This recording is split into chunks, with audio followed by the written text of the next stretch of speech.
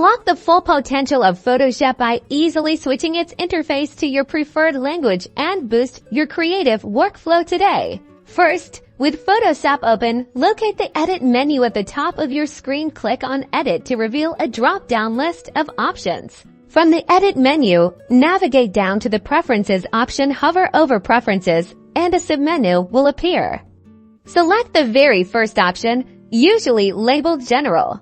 This will open the Photoshop Preferences window. You should see several categories on the left-hand side. Look for the Interface category. Click on Interface to access the language settings within the Interface section. You'll find a drop-down menu specifically for language selection. Click on this drop-down menu to see a list of all available languages. Scroll through the list and select the language you want to use for your Photoshop interface. Once you've chosen your desired language, click the OK button at the bottom of the Preferences window to confirm your selection. Photoshop will now prompt you to restart the application for the changes to take effect. Close Photoshop completely and then relaunch it. As Photoshop reopens, you'll notice that the entire interface, including menus, panels, and tooltips, is now displayed in your chosen language, making it significantly easier to work with and navigate.